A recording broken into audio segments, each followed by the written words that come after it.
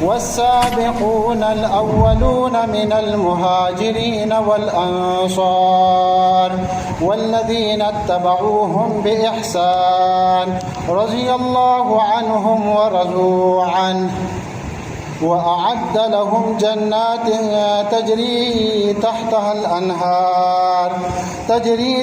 الأنهار خالدين فيها أبدا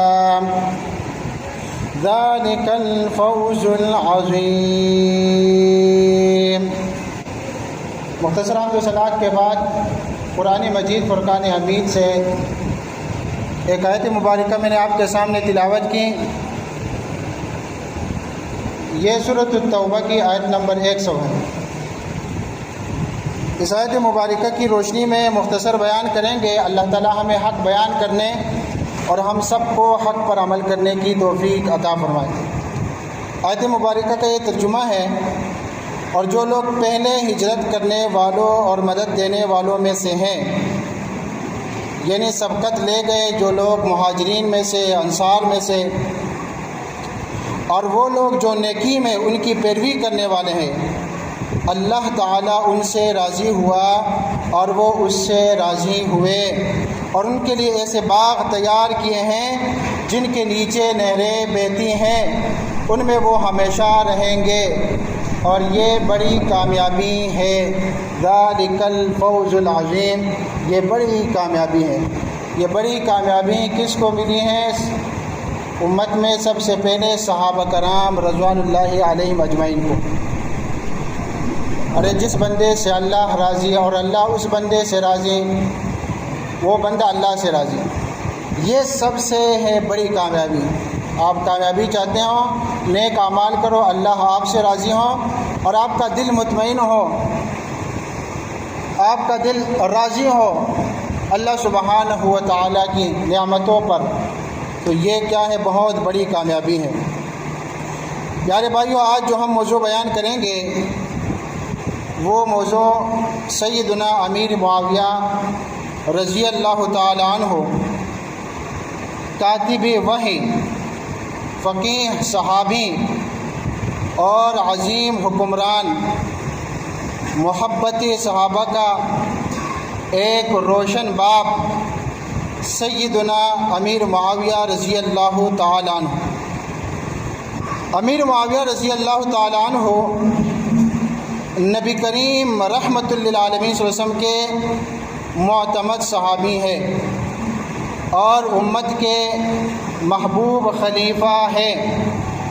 آج کے خطبہ جمعہ میں انتہائی اختصار کے ساتھ سیدنا امیر معاویہ رضی اللہ تعالیٰ عنہ کے فضائل پر ایک منصفانہ نظر ڈالیں گے، کیوں یہ موضوع ان ایام کے لیے بہت ہی موضوع ہے۔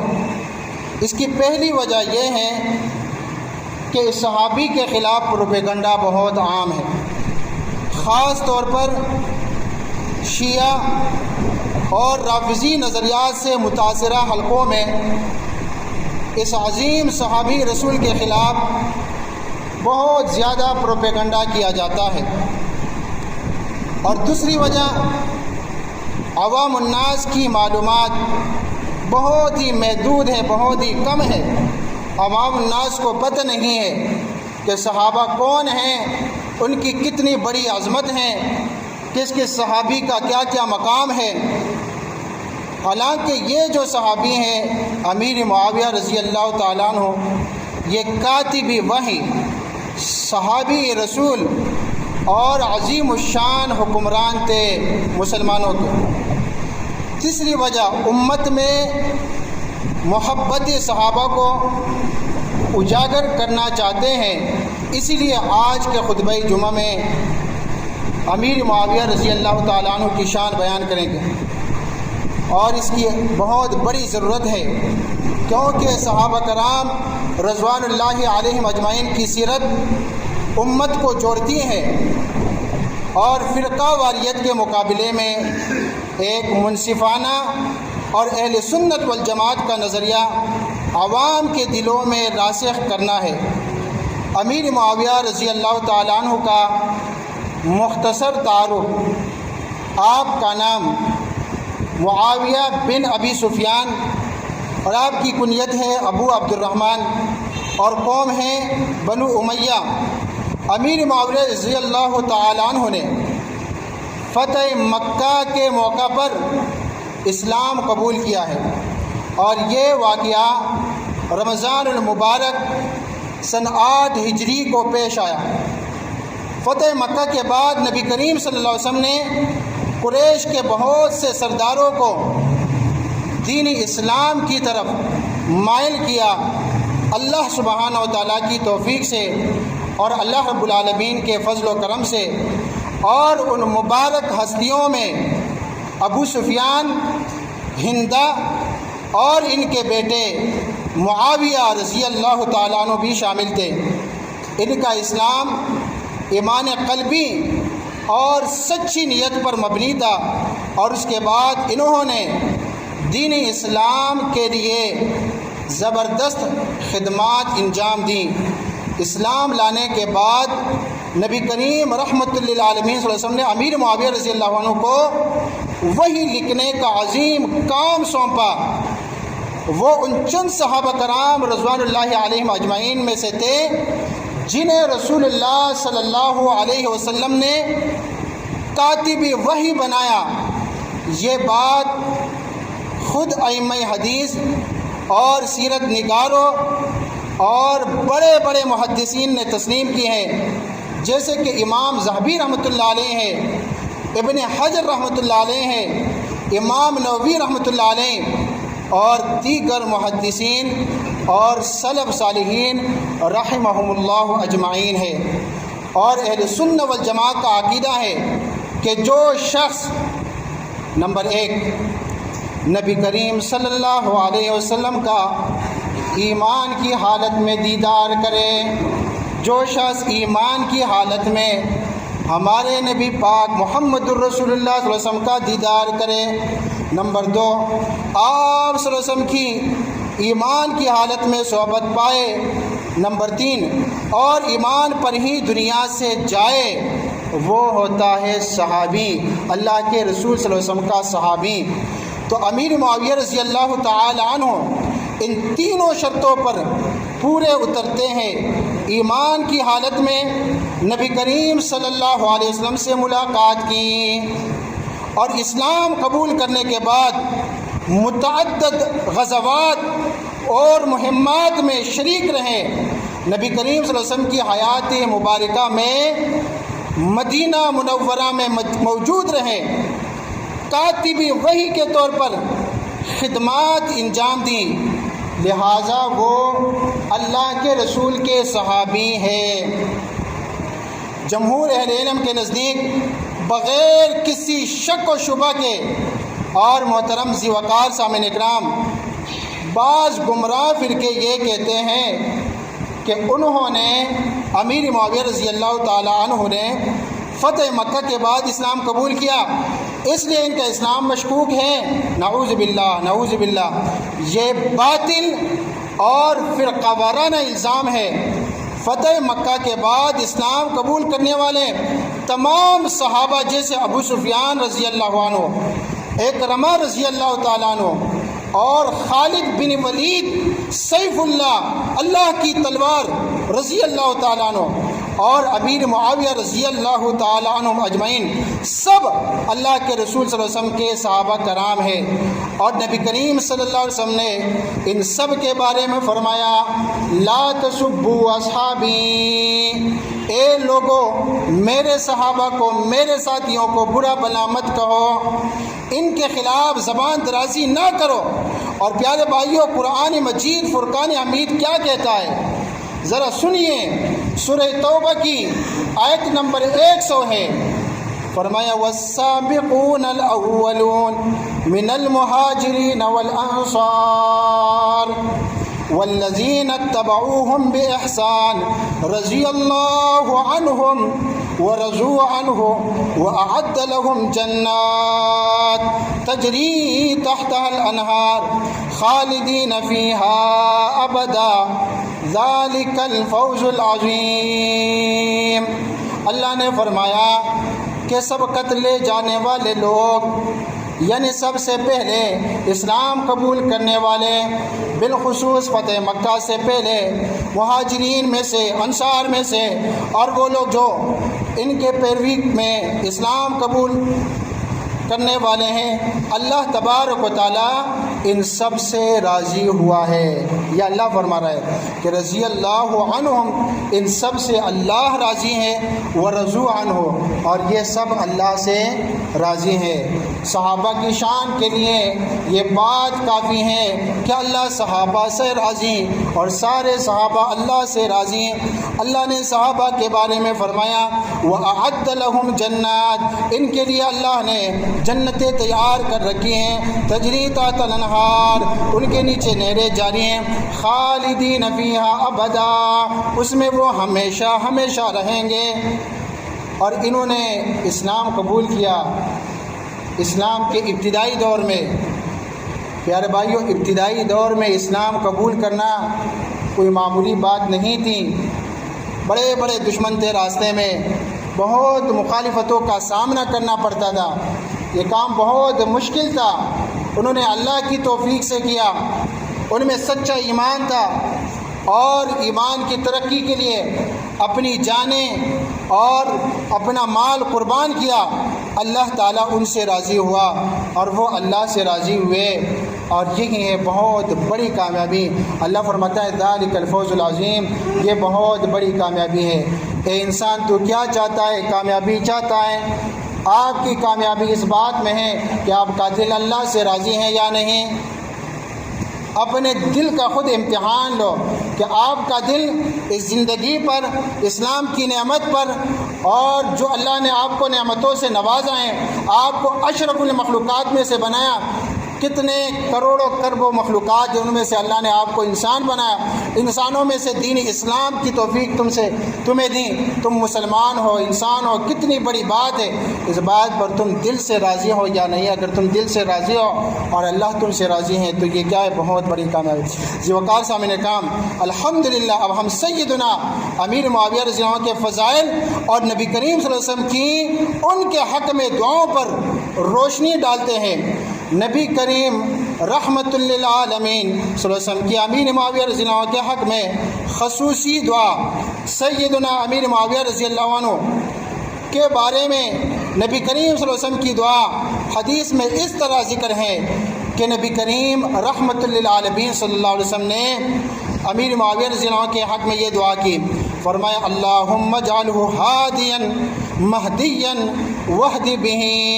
یہ صحیح ترمذی میں 3842 نمبر کا یہ حدیث ہے کہ نبی کریم رحمت للعالمین صلی اللہ علیہ وسلم نے فرمایا یا اللہ اس معاویہ کو ہادی بنا اور اس کو ہدایت یافتہ بنا، اور اس کے ذریعے دوسرے لوگوں کو ہدایت سے نواز۔ اس حدیث سے واضح ہے کہ نہ صرف ان کے لیے ہدایت کی دعا فرمائی اللہ کے نبی صلی اللہ علیہ وسلم نے، بلکہ انہیں امت کے لیے ذریعہ ہدایت بھی قرار دیا۔ ذی وقار سامعین اکرام، کاتب وحی ہونا بھی ایک بہت بڑا شرف ہے، اور سیدنا امیر معاویہ رضی اللہ عنہ ان چند منتخب صحابہ میں سے تھے جنہیں آپ صلی اللہ علیہ وسلم نے یہ ذمہ داری دی۔ کاتب وحی بنانا نبی صلی اللہ علیہ وسلم کے اعتماد کا واضح ثبوت ہے۔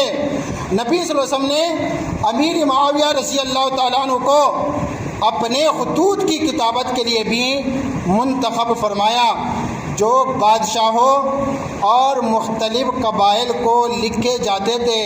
یہ محض لکھنے کا کام نہیں بلکہ سفارتی اور دینی شعور کا بھی امتحان تھا، جس میں امیر معاویہ رضی اللہ تعالیٰ عنہ کامیاب ہوئے۔ ابن عباس رضی اللہ عنہ جیسا جلیل القدر صحابی ان کی علمی فضیلت کا قائل تھا۔ امام احمد بن حنبل، امام ذہبی، امام ابن تیمیہ، امام ابن کثیر، امام نووی اور قاضی عیاض جیسے اکابر علماء اہل سنہ نے انہیں عادل، صاحب فضیلت اور صحابی رسول صلی اللہ علیہ وسلم تسلیم کیا ہے۔ اور تاریخ گواہ ہے کہ حضرت حسن رضی اللہ عنہ نے خود خلافت امیر معاویہ رضی اللہ تعالیٰ عنہ کے حوالے کی اور امت کو فتنہ و فساد سے بچایا۔ نبی کریم رحمت للعالمین صلی اللہ علیہ وسلم نے حسن رضی اللہ عنہ کے بارے میں کیا فرمایا تھا؟ حسن رضی اللہ تعالیٰ عنہ کے بارے میں فرمایا تھا، یہ میرا بیٹا سردار ہے اور شاید اللہ اس کے ذریعے مسلمانوں کے دو بڑے گروہوں میں صلح کرائے گا۔ اور یہ صلح حسن رضی اللہ تعالیٰ عنہ نے کی ہے، بخاری و مسلم میں یہ حدیث ہے۔ اور یہ صلح میرے بھائیوں حسن رضی اللہ عنہ نے حضرت امیر معاویہ رضی اللہ عنہ کے درمیان کی ہے، جسے عام الجماع کہا جاتا ہے۔ پیارے بھائیوں، خلافت معاویہ 20 سالہ خلافت میں بیری فوج کی بنیاد، اسلامی سلطنت کی توسیع، عادل نظام اور مواصلاتی نظام اور ہر لحاظ سے مسلمانوں کو ترقیاں نصیب ہوئیں۔ اب آتے ہیں اکابر امت کے اقوال کی طرف۔ امام احمد بن حنبل رحمۃ اللہ علیہ فرماتے ہیں، امیر معاویہ رضی اللہ عنہ کے بارے میں زبان بند رکھو، وہ ہمارے نبی کے صحابی تھے۔ امام احمد بن حنبل نے کیا فرمایا کہ امیر معاویہ رضی اللہ عنہ کے خلاف اپنی زبان بند رکھو، وہ ہمارے نبی کے صحابی تھے۔ امام ابن تیمیہ رحمۃ اللہ علیہ فرماتے ہیں، امیر معاویہ کے فضائل اس قدر ہیں کہ انکار ممکن نہیں۔ وہ نبی کریم رحمۃ للعالمین صلی اللہ علیہ وسلم کے کاتب، صحابی، خلیفہ اور مسلمانوں کے عادل حکمران تھے۔ پیارے بھائیوں، آج کے خطبہ کے بیان میں ہم نے سیدنا امیر معاویہ رضی اللہ عنہ کی عظمت، مقام اور خدمات پر روشنی ڈالی۔ یہ وہ صحابی رسول تھے جنہوں نے فتح مکہ 8 ہجری کے موقع پر اسلام قبول کیا۔ نبی کریم صلی اللہ علیہ وسلم نے انہیں کاتب وحی بنایا اور ان کے لیے خصوصی دعائیں فرمائیں، حدیثوں میں موجود ہیں۔ نبی صلی اللہ علیہ وسلم نے فرمایا، اللہم اجعلہ ہادیہ مہدیہ وہد بہ، اے اللہ اسے یعنی معاویہ کو ہادی بنا، ہدایت یافتہ بنا اور اس کے ذریعے دوسروں کو ہدایت دیں۔ اور اسی طرح نبی صلی اللہ علیہ وسلم نے دوسری دعا کی، اللہم علمہ الکتاب والحساب وقہ العذاب، یا اللہ اس بندے کو معاویہ کو کتاب و حساب کا علم عطا فرما اور انہیں اپنے عذابوں سے محفوظ فرما۔ حضرت عمر بن خطاب رضی اللہ عنہ نے امیر معاویہ کو شام کا گورنر بنایا تھا۔ میرے بھائیوں، جب شام فتح ہوئی، اس کے پہلے جو گورنر بنے وہ یزید رضی اللہ تعالیٰ، تو دوسرے یزید وہ الگ ہیں اور یہ امیر معاویہ کے بھائی ہیں۔ یہ امیر معاویہ کے بھائی پہلے گورنر تھے، اس کا نام بھی یزید تھا۔ اور پھر ان کے بعد امیر معاویہ رضی اللہ تعالیٰ عنہ کو سیدنا عمر بن خطاب رضی اللہ تعالیٰ عنہ نے گورنر بنایا اور حضرت عثمان رضی اللہ عنہ نے ان کی گورنری کو وسعت دی۔ حضرت حسن رضی اللہ تعالیٰ عنہ نے خلافت ان کے حوالے کر کے امت کی وحدت قائم کی۔ جب علی رضی اللہ عنہ شہید ہوئے تو لوگوں نے کہا کہ حسن خلیفہ بنیں گے، لیکن حسن رضی اللہ عنہ نے کہا کہ میں تمام مسلمانوں کو ایک کرنا چاہتا ہوں اور میں خود امیر معاویہ کے ہاتھ پر بیعت کروں گا اور سارے مسلمان ایک ہوں گے، الگ الگ نہیں ہوں گے۔ تو حسن رضی اللہ تعالیٰ عنہ نے امیر معاویہ رضی اللہ تعالیٰ عنہ کے حوالے کر دی خلافت، امت کی وحدت قائم کرنے کے لیے، اور ان کی حکومت میں اسلام کو وسعت ملی، امن قائم ہوا اور امت کو فتنوں سے بچایا گیا۔ ان پر تنقید کرنا اہل سنت کے عقیدے کے خلاف اور یہ بہت بڑی گمراہی ہے۔ یا اللہ تو سارے صحابہ کرام سے راضی ہے اور سارے صحابہ یا اللہ تجھ سے راضی ہے، جس طرح تو نے اپنی کتاب قرآن مجید میں فرمایا ہے رضی اللہ عنہم ورضوا عنہ۔ یا اللہ ہم سب کو صحابہ کرام کی سچی محبت عطا فرما، ان کے راستے پر چلنے والا بنا، ان کے مقام و مرتبے کا احترام کرنے کی توفیق دے۔ یا اللہ ہمیں صحابہ کا دفاع کرنے والا بنا، ان کے ذکر کو زندہ رکھنے والا بنا اور ان کے نقش قدم پر چلنے والا بنا۔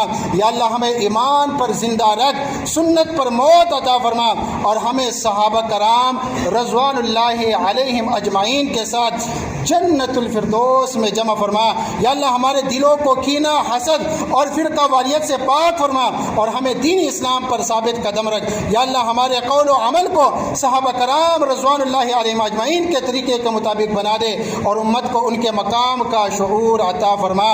اور اے اللہ ہمارے پیارے نبی صلی اللہ علیہ وسلم پر، ان کے اہل بیت پر اور تمام صحابہ کرام رضوان اللہ علیہم اجمعین پر بے شمار درود و سلام نازل فرما۔ آمین ثم آمین یا رب العالمین۔